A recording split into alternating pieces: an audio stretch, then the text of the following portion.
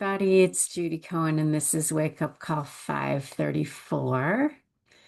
And we are at chapter 4 of the Dhammapada, which is called Flowers. So I'll take this chapter in two parts. So the first part of Flowers asks the question, who shall conquer this world and the world of death with all its gods? Who shall discover the shining way of the law? And then it answers by saying, you shall, even as the person who seeks flowers finds the most beautiful, the rarest. And then it admonishes us to remember that the body is merely the foam of a wave, the shadow of a shadow. Snap the flower arrows of desire, and then, unseen, escape the monarch of death and travel on, because death overtakes the person who gathers flowers when with distracted mind and thirsty senses, they search vainly for happiness in the pleasures of the world. Death fetches them away as a flood carries off a sleeping village. Death overcomes them when with distracted mind and thirsty senses, they gather flowers. They will never have their fill of the pleasures of this world. Okay, so what is this? um, so we know that desire is one of the three poisons, and the other two are hatred and delusion. So desire or greed, and then hatred and delusion. And these poisons, they defile our minds. They make the mind inhospitable to qualities like love and compassion and connection. So, or I mean, I'll speak for myself. When I'm full of desire, when I want something to be or become or to not be or to not have happened, or when I want to be different or I want somebody else to be different, or when I want someone to see things the way I do, or when I want to be right, when I want to carry the day, there's not much room for anything else. And this isn't theoretical. It feels physical, right? So when there's greed and grasping in this body in the moment, nothing else can really be happening. And same when there's anger or delusion, when those things are happening, nothing else is also happening. So, I mean, you can check this out for yourself. It's like when I'm feeling separate, getting into that I, me, mine state, and I'm fixed on my own point of view, and I'm forgetting we belong to each other. In those moments, that nothing else is happening. The three poisons just crowd out everything else. And I'm not saying they crowd out everything over the course of time, because the poisons come and go like everything else. But when they're present, they crowd out everything in that moment. So I think this verse is speaking to those moments when we believe that, the higher salary, the higher status, the more pretty things, the higher our achievements and our children's achievements, the more power we have, that these are what make us happy. And they do within a range, right? Without a home, happiness is, I'm sure, harder to come by. Without food on the table, it might be that happiness is very scarce. Without safety, happiness may be non-existent. But for anyone who has the basics and is fundamentally safe, the research is so persuasive. More, bigger, better doesn't increase happiness. In fact, it can actually decrease it. And, we can see this wherever we look. We can see this even on the national stage and the international stage, right? It's right there.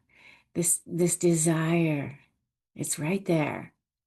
But still, we have this very human desire to move towards or push towards, pleasure and gain, and to believe that they'll bring happiness, which of course is also the second noble truth, the truth of the cause of suffering, which is that the desire to get, to have, to become, to push away anything or anyone in the way of satisfying our desire is what causes suffering, right? And I'm talking about getting and having our our desires fulfilled, our unwholesome desires, not our desire for justice, not our the work that we're doing to cultivate greater compassion. So just to be clear, the desire to cultivate stronger, wholesome states of mind and heart, that doesn't lead to suffering.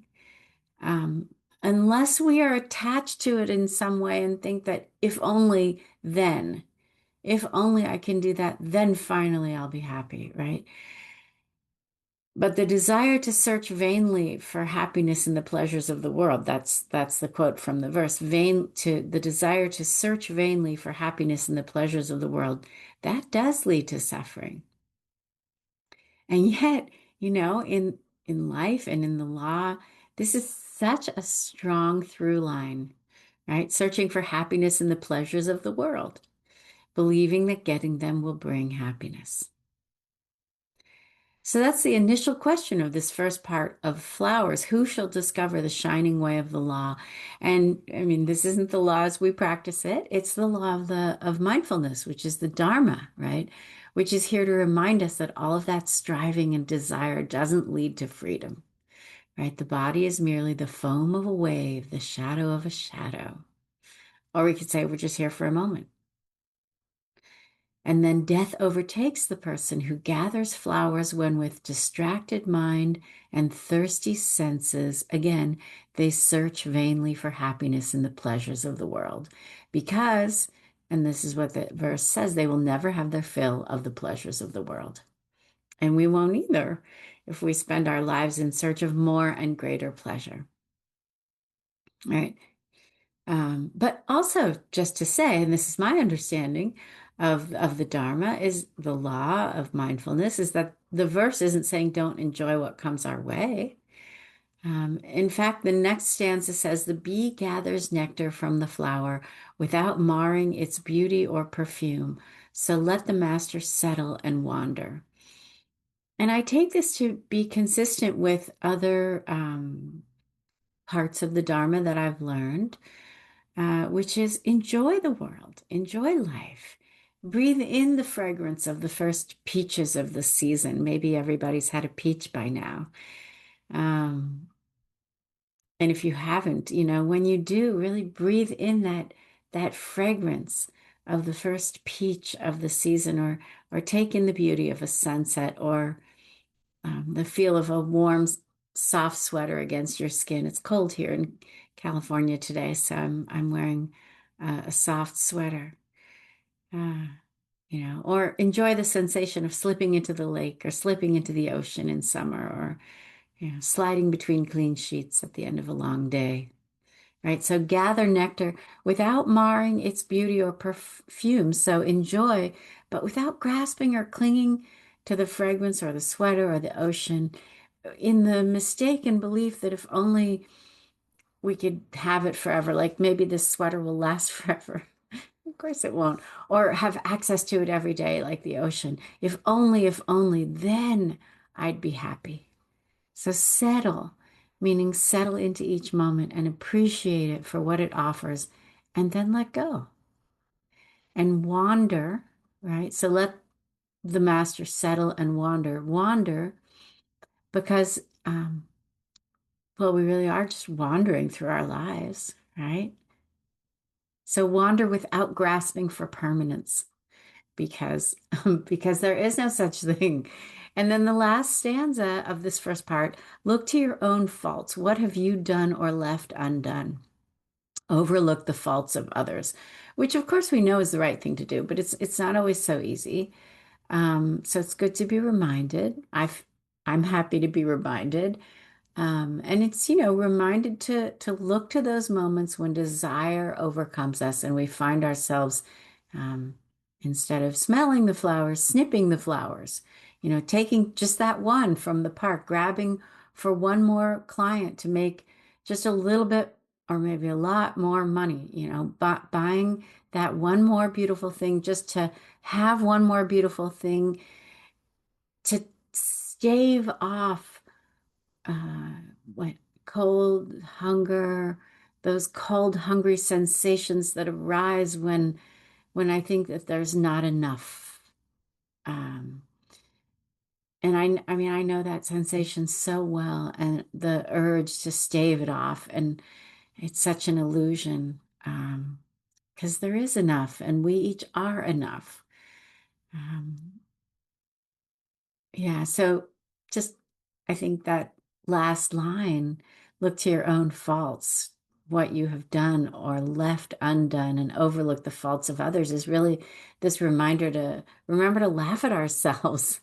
And if I'm being even more gentle, to love and care for ourselves, including that cold, hungry sensation, soothe it, let go of it.